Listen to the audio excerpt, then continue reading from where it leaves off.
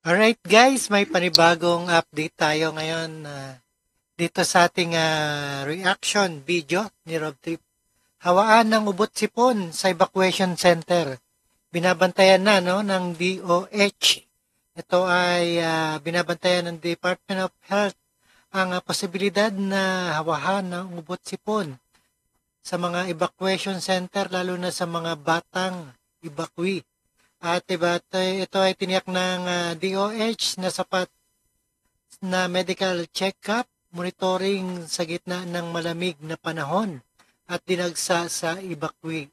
Okay? At panoorin po natin guys, and without further ado, let's In do fact, watch. ang number one consultation sa evacuation center, respiratory infection, ubo, sipon. Yan ang usong-usong sakit pag ganitong tag-ulan. Yan ang influenza-like illnesses or acute respiratory infection, ubo, sipon. Mahigpit na binabantayan ngayon ng Department of Health ang kalagayan ng kalusugan ng mga evacuee sa mga evacuation center sa buong bansa.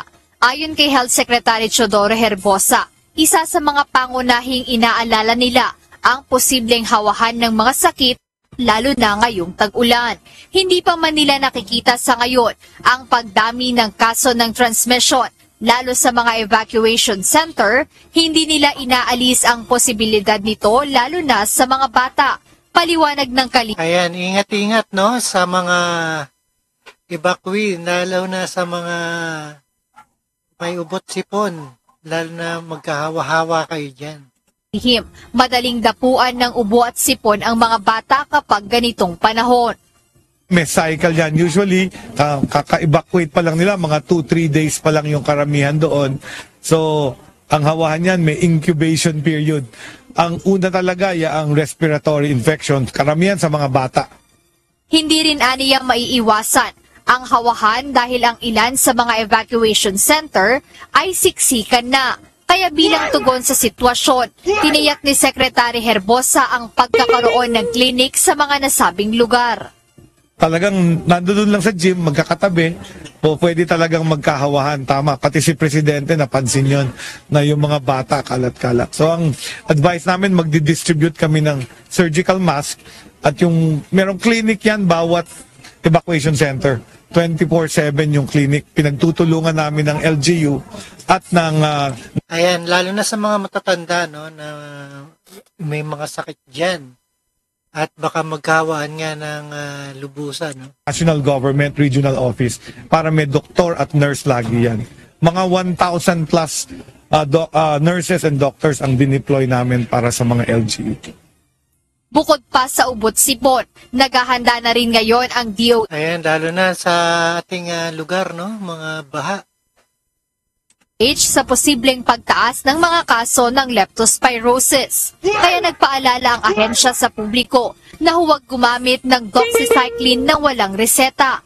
Ang doxycycline ay isang antibiotic na ginagamit laban sa leptospirosis. Ayan, magpatingin sa mga klinika, Huwag uminom kaagad ng gamot.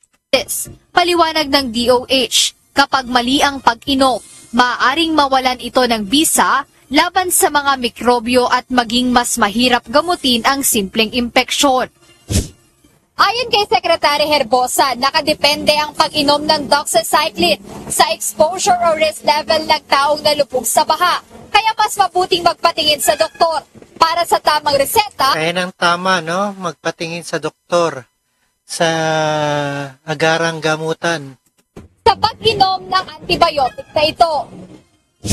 Kaugnay nito, nakataas pa rin sa Code White Alert ang mga pampublikong ospital sa bansa ayon sa DOH. Ibig sabihin, handa at may sapat na kakayahan na magbigay ng serbisyong medikal ang mga ospital at health facilities, lalo na ngayong mas mataas ang posibilidad ng mga emergency.